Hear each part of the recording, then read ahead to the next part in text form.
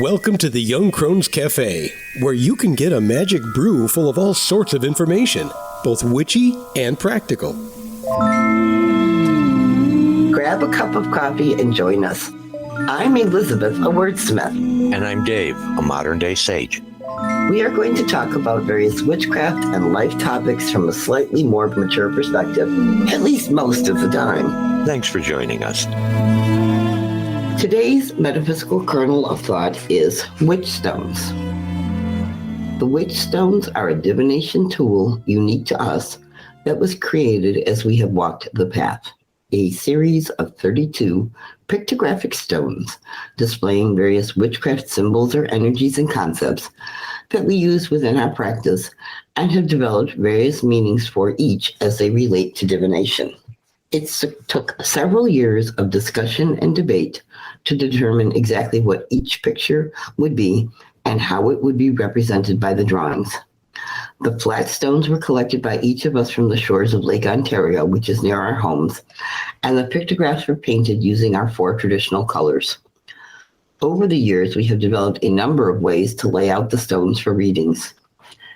We have divided these stones into 2 sets, similar to the idea of a major and minor arcana in a tarot deck. The first set of 16 stones are the concrete stones, which deal with specific types of physical energy, including the 4 directions, the 4 phases of the moon, the 4 sabbats, and the 4 cross-quarter times. The other set of 16 stones are the concept stones, and are broken down into 2 sets of 8. The first set deals with physical activities or things, and the energy of actions or results. The second set deals with mental concepts or practices of witchcraft and the energy of thoughts or processes for spiritual growth and change. Each stone's glyph can have 2 different meanings, depending on whether or not the design is seen or unseen when it is pulled as part of a reading. If the revealed design is seen, it is interpreted as direct energy, which may have a specific impact on a situation. If the revealed design is unseen, it is interpreted as hidden energy, which may affect a situation in unexpected or hidden ways. Good evening, Dave. Hi, Elizabeth. How are you? Hey, I'm hanging in. About all you could expect. I've had 2 teenager, almost was still a teenager, who had wisdom teeth out today. So it's been a fun day. Ooh. Yes. Well, we are prepared. This is not my first rodeo with kids and wisdom teeth. We have pudding and jello and fruit bars. There you go. Yeah, protein shakes. Yogurt, and all that fun stuff. So we'll be fine. There you go. Well, and there are a couple of good lads too. So. Oh yeah, when their older brother had them done, he was eating solid food within 5 hours of having them done. So, Sure. It's just a different mindset, I think. However, today we're talking again about witchstones. Yeah, I love it. Fragment of our thing. But it gives you this one talks a little bit more than anything about kind of the history and how we created them and the original cards that you can get through our website and Etsy and various. Well, and a little teaser for folks that are listening. We are going to go back to doing regular Witchstone readings. I'm just looking at a way that I'm going to be able to do that and share some of them on YouTube. So look forward to regular weekly Witchstone Oracle deck readings. Yeah, eventually we'll get there. But in the meantime, the Witchstones for us actually started out as stones. And I know I have the bag of the sacred magic rocks upstairs. Yes, just don't drop them on your foot if you take them down off the hook, please. They're a little heavier than you think, and you could bust a toe. But the whole idea... They don't get dropped. They're sacred. Okay, that's good to know. I don't tend to try. I try not to drop things nowadays. But I know that each and every single one of those rocks is something that you handpicked. The 2 of you, and each and every one of those rocks has hours of her time and hours and hours and hours of the 2 of you's discussion around having just the right glyphs or the right symbology. I mean, these are the kind of things that people could find 100,000 years from now and not know English, but be able to come up with a representation of what these items are. Quite possibly. Yep. That's a nice way to put it. Yes. I mean, I can remember we used to go There's a beach out in Webster on Lake Ontario that pebbles as opposed to, and I don't mean, like boulders, but little bitty pebbles. And we would go out there and literally look for flat rocks because you wanted it to be flat so that you could paint on it. And once we picked them and we had the right symbol on it, then of course we had to seal it up so that, when they're shaken in the sacred bag, as you put it, and cast around, you're not chipping the glyph off so you can't read what it's supposed to represent anymore. But we had such a good and some pretty heated discussions sometimes too about. Well, and the end result is, instead of selling people bags of rocks, you turned them into a deck of cards and then a web application, so that people are able to use them without having to carry around a bag of rocks. Yes. Not that there's anything wrong with people who carry around bags of rocks. No, it just first comes to mind because I was always giving her new crystals and things. And that's why I'm saying it, because I don't want her beating me up in my sleep. Her purse could have been a lethal weapon. Let's be honest about that one. But what we did was, too, we wanted, switching from the stones to the cards, we wanted to be able to produce sets for other people. Sure. And sorry, we would have depleted the beach eventually. If we had kept, and you know how heavy those would have been to mail to somebody? Sure. They alone would have been more than we would want it to, not very eco-friendly. No, so we come up with a practical way to do it by creating the cards. But the idea is we split them up like into the concrete and the concept. And the concrete tends to deal with various natural phenomenon, I guess, like the cardinal directions. Yeah, our 4 solar phases, 4 lunar phases, 4 and the 4 cardinal directions. Yeah. Yeah. So that it all fits together that way. And then the concepts, you have concepts that are more, in any world, you talk about physical concepts and mental concepts, or emotional concepts, I guess, too, as well, in that respect. So we split those up that way too. And by the time we were done, there was just a natural fit. Yep. We had the 16 concrete and the 16 concept, and we're like, well, damn. Okay, we're even now. We need to stop because otherwise. Well, yeah, because and symmetrically, the first 16 are 4 sets of 4, and then the second 16 are 2 sets of 8, which kind of fits in with our whole concept of discussions we've had previously about Sue and I always find more sacred 4s in our world and our practices in 3s anyway. So well, that's just it. I mean, the path has kind of identified from the beginning with 4 colors, and obviously the 4 cardinal directions and 4 elements, and so on and so forth. Yeah, it just kind of has worked out that way. There's a certain. I was just happy as a web developer because 2s and 4s and 8s are really, really easy to do with a grid layout. 3s get all wonky and weird. Well, it's right there that you satisfied the logical, technical part that was still in there somewhere. Nowadays, you tend to be much more metaphysical than logical, which is kind of a nice change. The pendulum does have its rhythm, absolutely. Yeah, exactly. Speaking of which, earlier on, I did, just to kind of see what kind of a fun evening we were going to have. At the beginning of the session, I did draw a card from the Witchstones Oracle deck. Oh, go for it. The card that I drew was the Samhain card in its scene form, or if the stone had landed face up. And the symbol for Samhain is a big black kettle or a cauldron. Mm-hmm. And the reading for that particular card in its scene condition is time of reflection, letting go, and inner or interconnections. Mm-hmm. Interestingly enough, you and I, during the course of this evening, have had all 3 of those influences in the conversations we've had. Yeah, I would agree with that, which is kind of... We were both able to take some time and reflect on some of the things where we're going on in each other's worlds, more in the spirit and the mind aspect than in the body. But yeah, we have both been able to acknowledge and let go of some things. So I think these cards always just this specific deck always seems to whisper in Susie's voice to me.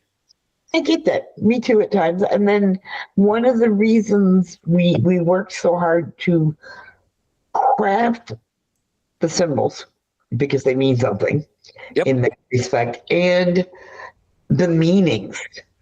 We didn't Sure. want- I mean, the Samhain card for me is the magic card. Something magical, something special, something extraordinary is going to be created from this. Yeah. I think so. And I think for us too, we wanted the not to be long and complicated. There are certain tarot that we have all seen.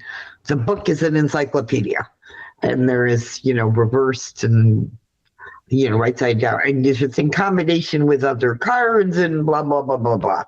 Okay, ours you can do in combinations with other cards, which is great, but you can just go ahead and pick one and have energy and kind of get a heads up.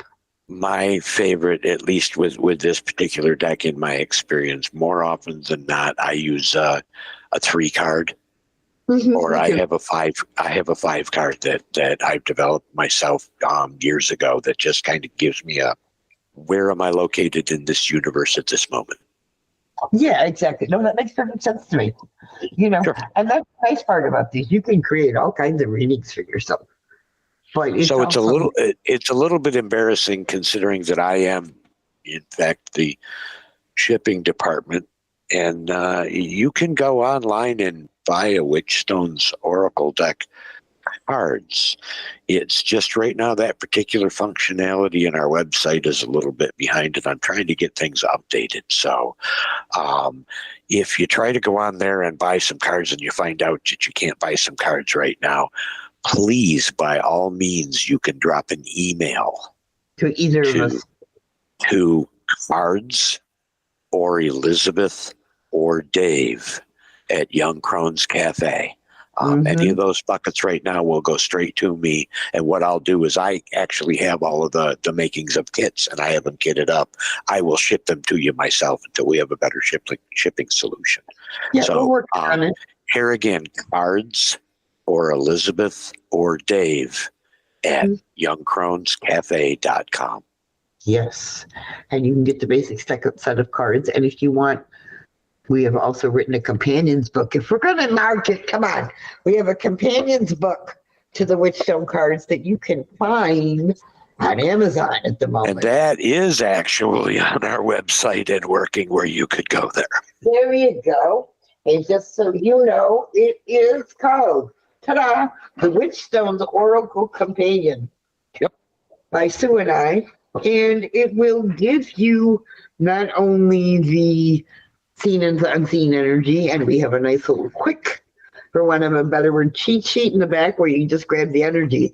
But if you want to read a little more in depth about each of the cards, see some different layouts, you can try read a little. It explains what some of the symbology represents. Yeah, exactly. And gives a brief kind of review of the energy of intention that's involved with that particular stone. Exactly. And it's kind of cool. And gives you a little history of Sue and I out there at Lake Ontario collecting rocks together. And, Yeah. I can actually remember at some point coming home and saying, "Honey, are you painting rocks?" And she just looked over with this faraway grin and looked over at me and said, "Why, yes, I am, dear." And I just kept right on going. Sometimes you just know to leave the artist alone, or the artist is doing art. Stand back. Yeah, because she would have started throwing rocks at you if you had said something smart. No, I think she would have thrown the markers at me, but yeah, probably not. Yeah, probably. She was pretty partial to the rocks once we found the ones we wanted. Right. Yes, and we will not talk about how many times I drove her to the beach because the rock was not right once we got it home. Yeah, I have also a collection of the rocks that didn't make the cut. Yeah, these poor rocks. Then we should bring them back. I think we should just bail on the whole Witchstones for the night. Yeah, But maybe you and I should plan to return the rocks to the beach and let them go back to their brethren at some point. We could do that. I could use a big water run. So yeah, you probably could, and we could quietly just let them mingle again. Sure. Yep. Go find your kin. Yeah, and listen to them complain. Do you know what these crazy women did? They took. Yeah, right. We've been held hostage by witches. Yeah, pretty much. All right. Well, oh dear, we need a lot more mirth and reverence, I think, today. So, with that being said, moving forward, Sir Dave, may you find mirth and reverence in all things. Elizabeth and everyone listening, be safe, be kind, and be loved. Practices of the path. These are the hows and whats that we, as practitioners on the path, actually do in our own lives. Everything from the various tools that we work with, as well as those we don't and why, to the solar and lunar cycles, herbs we use, crystals and stones that we work with, candles, incenses, and anything else we come up with that can give an understanding of what we personally do with our magical practices. And today we're kind of focusing on self-talk and how we talk ourselves into a spiral of insanity. And once we're there, what we try to do to get ourselves back out again. Shades of Kevin Meaney. There was a comedian that said, "You're talking like a crazy person." Well, have you listened to your inner self-talk lately? Yeah. Oh, yeah, please. I mean, I know for me, I can, and it's not even in a good way, because when you and I go down a rabbit hole, it's kind of fun. I can put myself down at the bottom of a pit some days, just lying there going, why am I talking to myself right now? Because nobody else is listening. Well, what I have been trying to catch myself do recently as far as practices is every time that I notice that I'm characteristically across the span of my life, I've tended to be a bit cynical about things. I always hope for the very best, but I have always prepared for the absolute worst. It's just kind of my nature. So I have a tendency to have inner dialogue or self-talk or what I refer to as my committee will constantly chatter away in my head on a topic, and I will have myself convinced that it is just so terrible and so horrible for me to bear with this. And when I catch myself doing that, I realizing, well, of course it is. You're focusing really hard on being really negative and being really pissy. Oh, yeah, please. And I try to catch myself and it's the old stop seeing every red flag and try to look for the green ones. And when I catch myself doing that, I think about, okay, well, the lights are on and there's no water dripping in any buckets. Let's start there. There can always be something positive. Oh, it's that whole attitude of gratitude that you and I have talked about and will continue probably to mention periodically.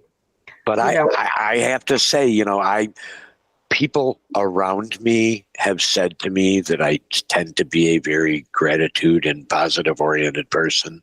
And often what I say is, well, yeah, the part on the outside I'm doing good with. There's still a lot of iceberg left to melt. Sure, but at least you're taking the steps to start it melting, which is a very positive way to look at it. Well, and that's a nice side effect of mindfulness is if you just stop during the day and, all right, where am I at? Oh, my God, I am bitching and brewing up a storm in my head over a bill that was probably not paid 3 years ago. Why am I thinking about that? Oh, I know. And it's easy to say, okay, stop it. And it's not always easy to reset yourself when you get to that point, because, like you said, your committee's in one ear and the other committee's moving over here. And like I said, I can easily talk myself into all sorts of insanity, basically because I think I should be able to fix everything Right. Don't struggle with control much, do I? No, but you know what I mean. It's that Yes. sort of thing that gets us in trouble as people, let alone as witches. Sure. So for me, one of the things I tend to do when I get like that is because it's been so hot lately and I'm not outside and there's no breeze to speak of and the humidity's up, so I'll go and stand in front of like the kids have the box fans everywhere. So this is a perfect thing. It's been 90% humidity, 90 degrees out. It's been baking down on us every day for several days in a row. And what I say to people is this: you haven't had to shovel your way out of the driveway and through 1.5 feet of snow all week, have you? There you go. And that works great. But when like I said, when it's been this hot and I don't do well in the heat, so I'm clutching the air conditioning, even though I'm sitting here in flannels because my grandchildren like it colder than I do. First world problems, I know. But when I start getting myself in my head, circular thinking that goes nowhere, I call it's my own spiral of insanity. Sure. And I will go and stand in front of a fan and just let it blow right out of me some days. Yep. If the weather is appropriate, I'll go stand on a hill somewhere and let a good breeze Sure. go through me. And it like resets it for me. It's like, okay, all of that useless craziness is gone. Now, what am I realistically have to accomplish? And it has nothing to do with anybody else now. The focus is what do I need to do to manage the rest of my day? And if other people have to come along, especially if I spent the last half hour practicing and rehearsing and going over and over and over a conversation that has not yet happened and quite likely never will. Oh, please! But man, I will do that during the day. I'll get caught on a knot like a beagle with a bone. I have learned when I start planning those conversations, like you said, they don't happen. And today, and later on, when I'm actually talking to the person, I have 2 ears, 1 mouth, so I try to listen more than I'm talking when I get to those moments. And sometimes I just have to say, I can't do this right now, and walk away, because I will start having that conversation that I think we should be having and not the one we need to have, and I'm just not prepared to do it. Yeah, and we were talking about stuff earlier that hits home for me right now is realizing that conversation went an awful lot better than the 11,000 versions of it that I went through in my head this afternoon. Yeah, it's never as bad as we think it's going to be. Right. And like you said, you're preparing for the worst all the time. You're not in the now again because you're in some future place where you're having this conversation.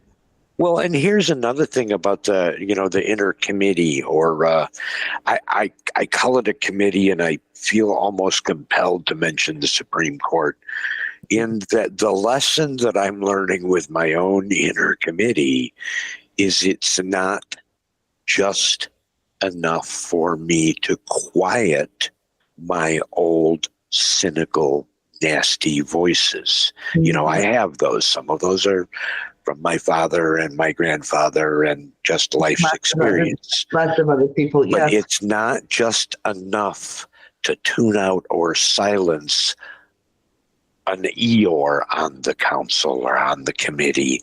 I need to learn to actively put new justices up there that have a little bit different bias to their way of thinking. I'm going to leave it right there, and if you want to take a whack at it, you're welcome to. No, I'm not even you going. You get where I'm going. Oh, I do. I refuse. I mean, we all have, I like to call them old tapes.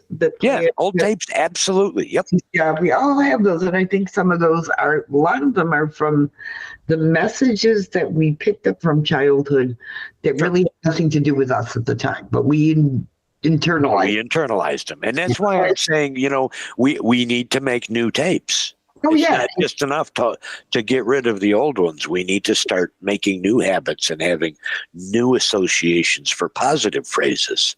And I think that's one of the things that walking the path and what our practices do is we get to create positive experiences and new memories, and things worked out right there. And didn't we have a good time with that ritual? And Sure. we scared, and Sue and I used to joke about we'd scared the neighbors into submission, because it's like we'd go out there and we'd light the bonfire, which really wasn't that tall yet, and all of a sudden the neighborhood would get quiet. You could hear people get to different arguing and, getting drunk together in the backyard. And all of a sudden we're out there and you hear doors slam and it got real quiet. And Everybody went in the house. And we weren't doing anything. You were raising energy that people were uncomfortable with. Yeah, exactly. Uncomfortable energy in most primates during your sphere. Yeah, and we will mention the few 6-foot bonfires that might have showed up periodically when we dumped something in the middle. And we could see you standing inside with the fire extinguisher going, okay, and how long is this going to last? And do I need to go out there? But, As a result, both of those middle pear trees are kind of lopsided. I don't know about that part, but anyway. Well, leave it alone. But it's things like that. And part of resetting the process, you and I are sitting here laughing over some of this stuff. Sometimes you just got to learn to laugh at yourself. Sure. And that's it. Catch yourself being Eeyore and go ahead and say, oh, bother, and shake it up and move forward. Yep. Make sure that your tail isn't stuck on a bush somewhere. Oh God, what a beautiful visual that gave me. You know what I'm saying? Oh, I certainly do. That was a childhood memory. In the 100-acre woods all over the place, and then Piglet would have to go looking for the darn thing. And it happened on a blustery day. I don't know. Yeah, we've had those too. Very blustery day in the woods. Have you ever seen the original A.A. Milne drawing? You see Paul walking and Piglet's kind of sideways, and Pooh's clutching onto him so he won't blow away, kind of thing. And it's a wonderful visual. But like I said, sometimes you got to find stuff to laugh at, and then you're suddenly not in that hole anymore because your mood's lighter. And Sue and I have found that when we had some spectacular failures at Ritual, and we'll be the first ones to say that we did, but we learned a lot from them, and we used to laugh at it because you have to. Sometimes the best thing, it's funny that you mentioned that, because I've taken to being so sound and audio driven, being a musical artist and whatnot, I've taken to a laugh track. Oh, yeah. There have been times, in fact, I was doing it a little bit today, where, I'm watching this coworker go through this drama with this coworker, and this customer comes in, and at a certain point in time, if you just insert your own laugh track, suddenly the world becomes a sitcom. You'd be surprised at how much, so many sitcoms are based on those day-to-day moments. Mundane, yep, absolutely. That they string together, and if you can't embrace a little craziness in your own life where it's amusing, what's the point? Right. So with that being said, anything else you want to bring up as part of our podcast? No, I'm just comfy. Me too, and we'll let that one go, but do check out Dave's Tip Trick or Witchy Hint later on in this episode, where he expands in his own way on some. Well, what woke me up to the whole listen to yourself? You're sounding like a hysterical person. Yeah. No, crazy. Hysterical is. People actually do get hysterical, but not usually crazy hysterical. It's a whole different kettle of fish. Sure.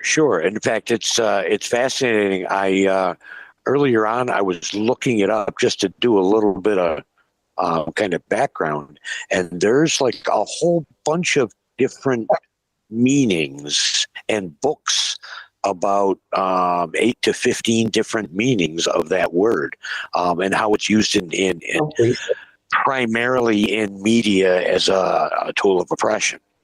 Yes. Women used to be committed to mental institutions back in the day for being hysterical. So we'll just leave absolutely. that one Yep. right out the window with the bathwater, as they say. Yep. Well, they burned witches, so, we won't let them anymore. we won't let know. That's a good thing. But with that being said, Oh, you're not going to take that one. That's oh rich. no, I'm not. I'm going to leave that one alone. I adore you, my friend. Sanity lies. So with that being said, may you find mirth and reverence in all things. Be safe, be kind, and be loved. Before we go, we would like to present you with a tip or trick or witchy hint, just something to make your day go better, because we live in a mixture of the magical and the mundane. For today's tip, trick, or witchy hint, listen to yourself. I had sort of an epiphany the other morning, Monday morning, as a matter of fact. I was on my way to my regular day job, and right next door there's a McDonald's. So I was stopping to get my morning coffee. And the person who waited on me is a regular employee at that time of the morning. And we've talked back and forth enough to know that this is a positive, enlightened, really kind of cool human being. So anyway, he asked how I was doing. Monday morning I come in for my coffee, and I looked at him and I says, I'm tired, I'm sore, I've got a mountain of work, we're shorthanded, and I am just not feeling very ready for this whole Monday thing. And he looked at me and blinked for a minute and said, wow, it sounds like you've got your whole day prearranged and planned to be a real bummer. Maybe you want to play that back and take a minute to reconsider or rethink your strategy. Whammo. That cosmic 2x4 that Elizabeth waxes poetic over, it hit me right between the eyes that what I was doing was creation. Thanks, my dude. I appreciate you even more today for being a good human being, and I want you to know that you make a difference. That was very cool of you when I got my coffee and I left. And for the record, walking away, I could hear echoes in my head. Elizabeth would call them old tapes or memories or murmurs from an old culture. I heard things like, listen to yourself. You're hysterical. You're talking like a crazy person, as Kevin Meaning would say. Instead of the generally hopeful, some recently have said Captain Positive attitude that I usually carry, I was sounding like Winnie's poor friend Eeyore. Oh, bother. Which brings us to today's tip, trick, or witchy hint. Simply put, listen to yourself. As much as you can, notice the self-talk, those little wishes that you mutter under your breath. Hear what you say inside your head. It's important that we recognize that it's these very words that are creating, continuing, or casting the universe and all of the circumstances around us. When we catch ourselves creating from negativity, do a quick gratitude check and name 3 things that are going well in the situation. For example, I made it to work today on my own feet and on my own power. It's not raining, the bus was on time, and I have coffee. Or I have meaningful work to do today instead of a mountain. Work that can potentially have a positive impact on dozens of people's lives. Yay. And most gratefully, especially on Monday, I have human beings around me in my life that care and want me to grow and prosper, like my friend at McDonald's. I've created that.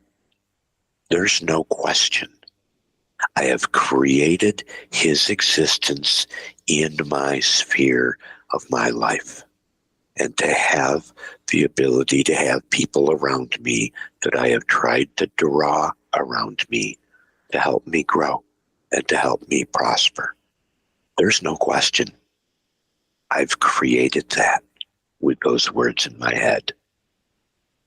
So listen to yourself. Listen to what you're creating today. We all have Eeyore days. Sometimes we have Eeyore weeks and Eeyore months. Sometimes we just need a friend to say, hey, maybe you want to rethink that. I hope I can be that for you today. And please, for my dear mother, Karen, when you catch yourself ranting and raving in your head, don't call yourself hysterical. It's a hurtful word. Forgive yourself and find 3 things that are going right. They're always there. You've created them. Be safe, be kind, and be loved. Well, it looks like the coffee cups are empty for this week. We hope you join us again next Tuesday, but you can find us at our website, 2youngcrones.com. That's the number 2, Young Crones. We'd love to have you join our growing online Discord community. Check out our new Patreon presence. Just look for Young Crones Cafe. Through Patreon, you'll be able to make it to our Discord. We are also Young Crones Cafe on Twitter and Facebook. Until then, remember, we are witches who work with energies to effect change. We are believers in both immanent and transcendent divine. We are celebrants of the passage of the solar and lunar cycles. We are hedge walkers who pass back and forth between the worlds of the magical and the mundane. We are seekers of knowledge. And we are walkers of a spiritual tradition we call the Path.